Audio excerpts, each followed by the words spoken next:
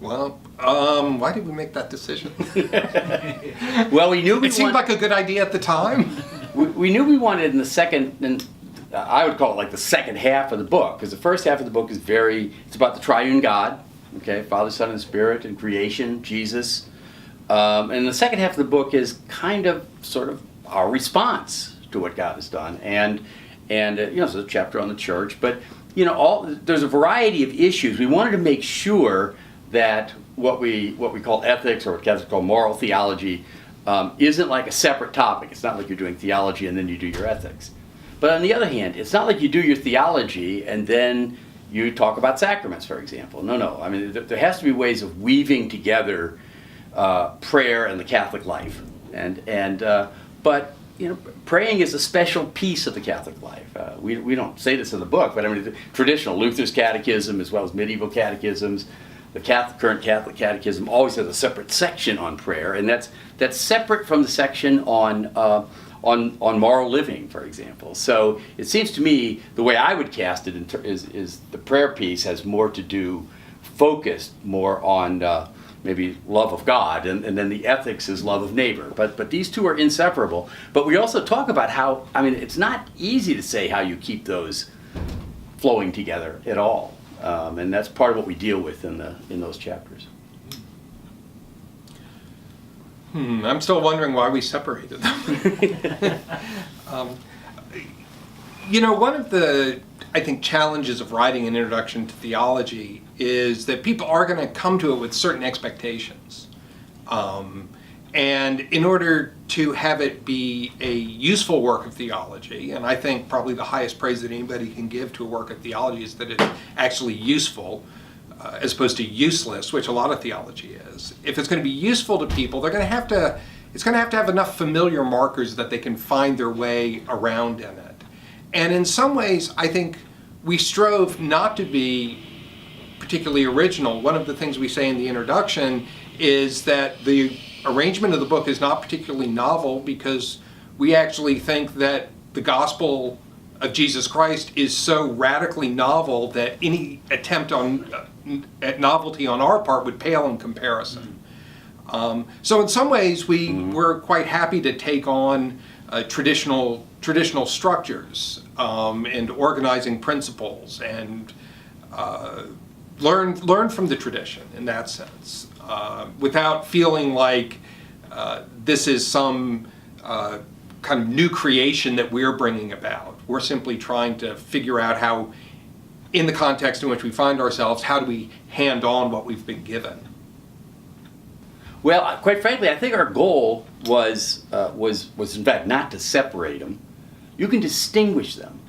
I mean, some readings, for example, of where in Luke the Our Father is located is at the center of the Sermon on the Mount. Okay, as if to say all the other things that are going on in Luke's Sermon on the Mount, if you look at the structure of that, eventually come into focus on the Our Father. So that prayer at the very center of the Sermon on the Mount is inseparable from all the other things that Jesus has to say in the Sermon on the Mount. But it is the center in Luke's theology, and it seems to me that to put it in human terms, I mean, the skill of praying is a different kind of skill than all the other skills we think of as involved in the moral life. It's quite distinctive. You don't learn the practice of praying simply by enjoining protests, unless there's prayer at the protests. Okay, so there are some distinctions to be made, and there's also, I think, a question of priority here. And I don't know how. I'd have to go back and reread how we said that in the book, but Luke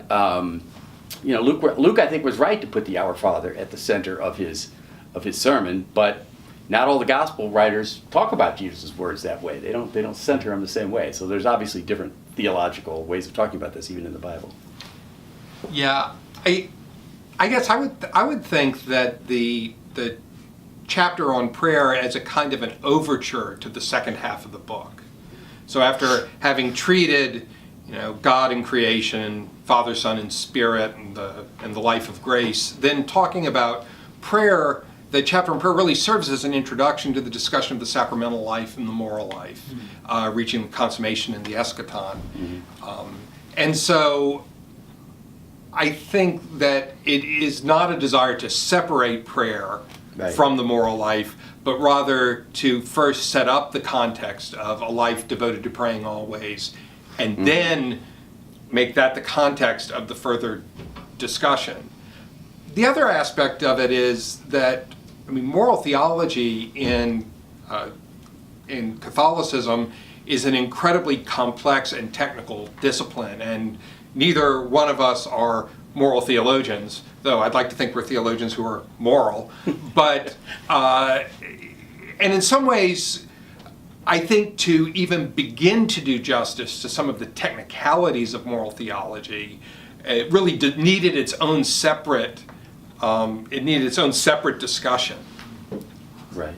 Yeah, because you could say the same thing that you just said about moral theologians, about liturgical theologians, about spiritual theologians. One of the things we say in the book is that we don't focus a lot on explaining to students the difference between moral theology, spiritual theology, liturgical theology, all the different kinds of academic Catholic theologies. I mean, we know some things about those, and we're specialists in some things and not others.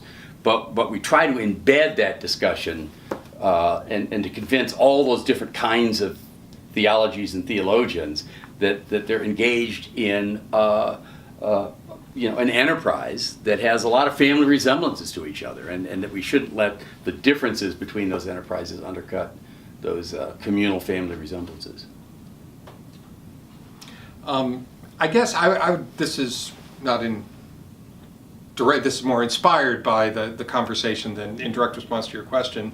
But I mean, it seems to me that one of the things that makes this book different is that what you tend to get in theology these days are either highly focused treatments of a particular area of doctrine or a particular figure, kind of a slice, or in books that have larger aspirations to be systematic theologies. They actually spend much more time talking about what is systematic theology than they do actually doing theology. And I think what makes this book a little bit different is we just set out to talk about God and how God has been understood in the Catholic tradition. And a God who's Father, Son, and Spirit, a God who through the Spirit dwells within God's people and will lead the cosmos to consummation. And so it's not like those very narrow studies, but neither is it like those broader studies that actually end up being more about theology than they are about God.